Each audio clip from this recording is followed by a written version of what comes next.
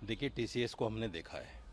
TCS ने बाकायदा एक लेटर इशू करके इन तमाम बातों को कंडम किया था कि यहाँ ना कोई धर्म परिवर्तन का मामला है, ना यहाँ कोई लव जिहाद का मामला है।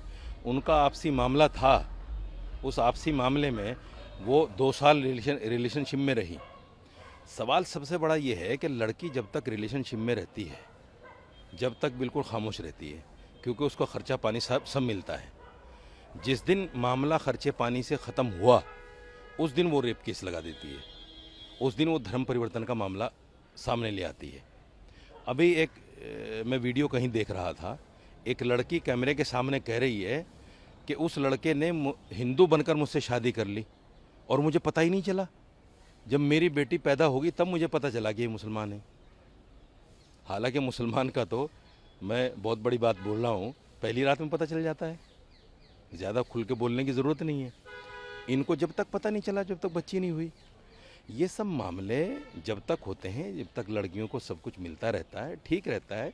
जिस दिन, जैसे आपने देखा हो ना शादी ब्याह के मामले में, औरत मर्द का जब तक ताल्लुक़ अच्छा रहता है, बिल्कुल ठीक है, सब कुशल मंगल रहता है।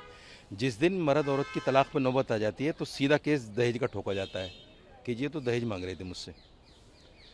औरत ने अपनी हिफाजत के लिए दहेज, रेप, धर्म परिवर्तन, इन चीज़ों को हथियार बना लिया है। और सबसे बड़ी बात ये भी कि हमारे जुडिशरी में और हमारी जो एजेंसीज़ हैं, उनमें इन बातों को माना भी जाता है। कोई सवाल नहीं करता कि 2 साल से कहाँ थी आप, 3 साल से कहाँ थी आप, रिलेशनशिप में जब थी, जब क्यों नहीं बोला आपने, ये कोई सवाल नहीं करता। बस लड़के के ऊपर केस लगना है तो लगना है। अब लड़का लाख सफाई दे, कुछ नहीं हो सकता। ये मामला विप्रो का हो, टीसीएस का हो, ये बिल्कुल सब में बराबर है। इस्लाम और मुसलमान को बदनाम करने के लिए एक नापाक साजिश है जो लोग कर रहे हैं। आप बंगाल में देखिए, 60-65 लाख लोगों के नाम निकाल दिए गए।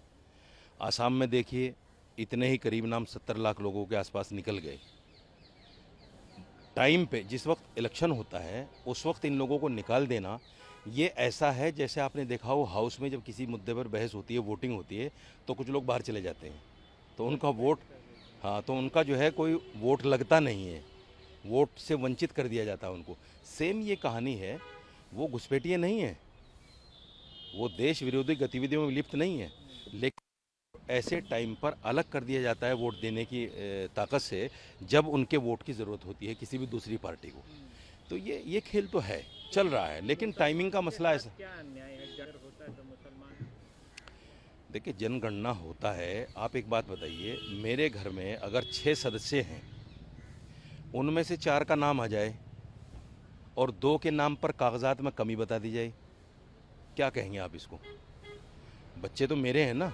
अगर मेरे 6 बच्चे हैं तो 4 तो कह रहे हैं जी आपके हैं, इन 2 का सबूत दोगे ये आपके बच्चे हैं, जबकि बच्चा भी चीख के कह रहा है कि मैं इनका बच्चा हूँ, पड़ोसी भी कह रहा है ये इनका बच्चा है, वो कागज़ मांग रहे हैं। ये कौन सी बात हो गई भाई? आपने देखा होगा असम में फॉर्मर राष्ट्रपति हमारे, उनके ख़ानदान के कुछ लोगों को बाहर कर दिया था। आर्मी में जिस आदमी ने अपनी पूरी 30 साल की ज़िंदगी लगाई, रिटायर्ड हो गया, उसको बाहर निकाल दिया, उसके घर के लोगों को बाहर निकाल दिया। तो ये कुछ अन्याय तो है, जिसको सरकार को भी देखना पड़ेगा। ये ऐसा क्यों हो रहा है, नहीं करना चाहिए। सिर्फ अपनी वोट की ताकत को लेकर किसी आदमी को बेघर कर देना, मैं समझता हूँ ये ठीक नहीं।